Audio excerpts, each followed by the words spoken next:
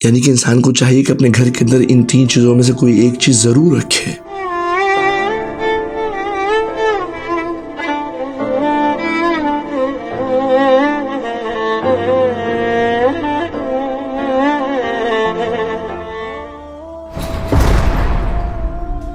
अल्लाहुम्मा सल्ली अला मुहम्मद व आले मुहम्मद व अज्जिल फरजहम व अहलिक अदुवहुम। अस्सलामु अलैकुम व रहमतुल्लाह। नाज़रीन किराम, अक्सर औक़ात सवाल किया जाता है कि मौलाना घर के अंदर कबूतर पालना कैसा है? मौलाना क्या घर के अंदर मैं बिल्ली पाल सकती हूँ? मौलाना क्या घर के अंदर मैं मुर्गियाँ वगैरह पाल सकती हूँ? तो आइए मैं आपके सामने रिवायत अहले बैत की रोशनी में ये सब सवालात के जवाब देता हूँ।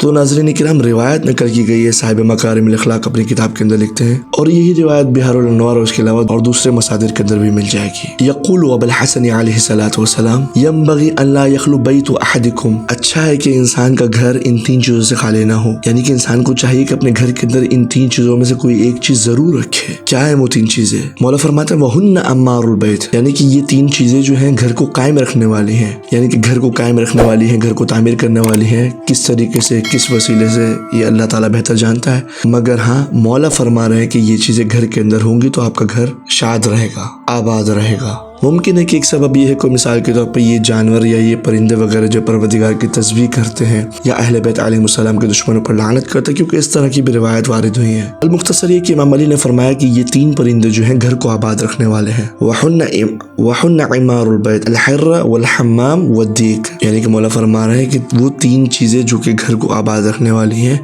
वो ये कि घर के अंदर बिल्ली का होना, या घर के अंदर कबूतर का होना, या घर के अंदर मुर्गे का होना। इंसान को चाहिए कि अपने घर के अंदर इन 3 परिंदों में से एक परिंदा ज़रूर बज़रूर रखे, क्योंकि मौला फरमा रहे हैं कि मोमिन के घर में इन 3 परिंदों में से एक परिंदा होना चाहिए। यानी कि मुस्तहब है कि इंसान इन 3 चीज़ों में से अपने घर के अंदर कोई चीज़ पाल ले। फिर उसके बाद मौला कहते हैं वो इन खाना मादी की अनीसा, कि मिसाल के तौर पर अगर मुर्गे के साथ इंसान मुर्गी भी रख ले तो लाबासा, कोई हर्ज नहीं है, यानी इंसान पूरा जोड़ा भी रख सकता है। और इंसान के कबूतर पालने के बारे में तो इमाम मोहम्मद बाक़िर अलैहिस्सलाम की भी रिवायत मौजूद है। मौला बाक़िर फरमाते हैं कि मन अहब्बना अहलल बैत अलैहिमुस्सलाम अहब्बल हम्माम, कि जो हम अहले बैत से मोहब्बत रखता होगा वो कबूतर को भी पसंद करता होगा। तो जैसे कि मैंने आपके सामने रिवायत पेश की, इंसान कबूतर पाल सकता है, लेकिन इसका मतलब हरगिज़ ये नहीं कि इंसान अपनी छत के ऊपर 2000-3000 कबूतर पाल रहे और फिर वो सीटियाँ भी बजा रहा है और पड़ोसियों को भी तंग कर रहा है और बेपर्दगी भी हो रही है लोगों के घरों की, क्योंकि वो छत पे खड़ा रहता है, सीटियाँ बजाता रहता है, कबूतरों को छड़ियाँ लगाता रहता है, यानी कि कबूतरबाजी कर रहा है।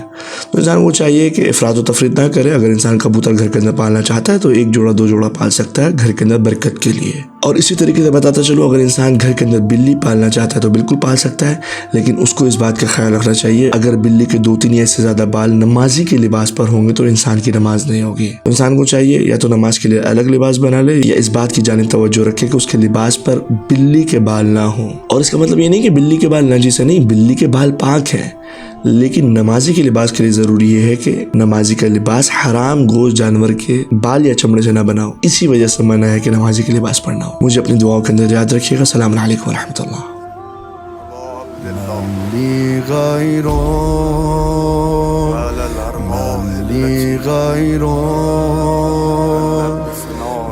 که ندارم کسی رو به غیرت آرزو